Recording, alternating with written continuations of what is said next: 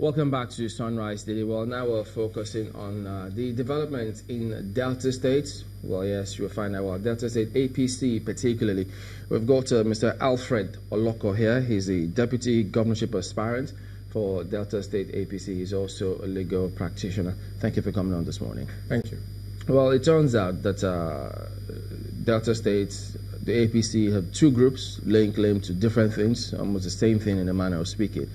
But lately, we understand that there's been this back and forth about a court injunction, submission of names to INEC. What can you tell us about it? Well, I will say those are fallouts of things that happened around the congresses and after the congresses. During the congresses, the National Working Committee at that time, under the leadership of Chief John, His Excellency Chief John Oyego, sent a committee to Delta to conduct the congresses. The first committee was mandated to conduct the local government and ward congresses. And the first congress that was conducted was the ward congress. The chairman of the committee, for some reason, went rogue. And I'm not going to insinuate, I'm not going to, ascribe any reasons to what he did, but for some reason, he distracted all the other committee members and decided suo motu to write a list of elected members of the ward executives.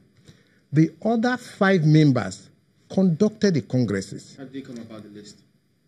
I don't know how he was working with some people, but I'm not going to even go into that. But the other 5 members conducted the valid congresses and submitted their report to the then National Working Committee under the headship of Chief John Oyego.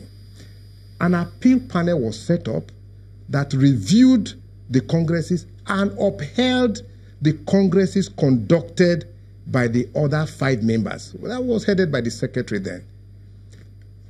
Because of what the then chairman of the committee did, the National Working Committee decided to remove him. They recalled him and appointed Honorable Chinda to replace him. So we had another chairman that now worked with the other members of the Congress committee that conducted the local government congresses. After his removal, Alhaji Sani Dododo purportedly went ahead to conduct another local government primaries on his own without the mandate of the then National Working Committee. So that was what happened. The National Working Committee, again, the appeal panel reviewed the process and upheld the congresses conducted by Honorable Chinda and other members of the Congress Committee. And the National Work Committee accepted that. And that went on. We had the state congresses, which elected Chief Cyril Ogodo as chairman. And the National Working Committee went ahead and swore in Chief Cyril Ogodo as the chairman of the party in Delta State. This was in June, long before the National Convention. Long before the National Convention. So the issue was sealed. So, but after the National Convention, again, the values are imbibed in the great government collegially attended, that we respect constitutional authority. So I'm going to refrain from ascribing any reasons to what the new national chairman did. But out of the blues, for no reason, he swore in somebody else as national chairman, as state chairman. After the conclusion of the congresses, after the then national chairman, Chief John Oyego, had sworn in Cyril Ogodo. What reasons did they give to swear in a new? Well, I have to be honest about this. They claim that there was a consent judgment. Some people purportedly went to court, unknown to anybody, and said they got a judgment upholding the validity of the congresses conducted by Alhaji Sani Dododo. The national chairman, the then national chairman, Chief John Odighe, went to court to disavow it. That was even before before his tenure expired. He went to court to disavow it and say, look, he wasn't aware of this. This is a fraud. It's in evidence. I mean, the court records can testify. I mean, can confirm this. He went to court in open court, disavowed it, and indeed, the judge even held that the person who purportedly acted as the legal representative, the counsel to the national chairman, was not the counsel to national chairman. That was around the 9th of June. So, how did we get to hold 2 primaries? That is it. So what happened was that because the national chairman swore in another person as chairman, that person assumed powers as a state chairman.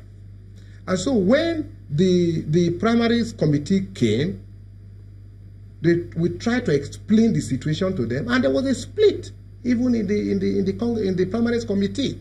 Some people saw that what the national chairman did in purportedly swearing in somebody else was wrong, and so decided we had different delegates, we had different components, and we foresaw this. We wanted a situation where we didn't run into this quagmire, and the stakeholders came together and accepted to do direct primaries because we thought that that was a way of avoiding these legal imbroglio, these problems. We had 4 gubernatorial aspirants: Chief Great Ogboru, Professor Patu Tomi, Honorable Cairo Jubo, and Right Honorable Victor Chey. These were the 4 that bought forms. Out of these 4, indeed, I even read somewhere, I don't know, because I didn't ask him, so I don't know if that is true. Even I hear that Chief Great Ogboru also accepted and supported direct primaries. But I know for a fact that the other 3 gubernatorial aspirants signed a document requesting for direct primaries. And the national chairman had said before now that in states where we don't have a governor and there are court cases, the party would adopt direct primaries.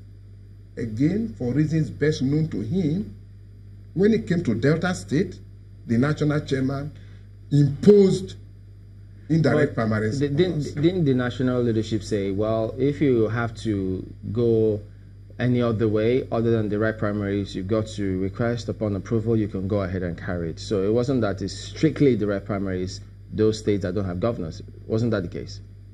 You are correct. But that is not the whole story.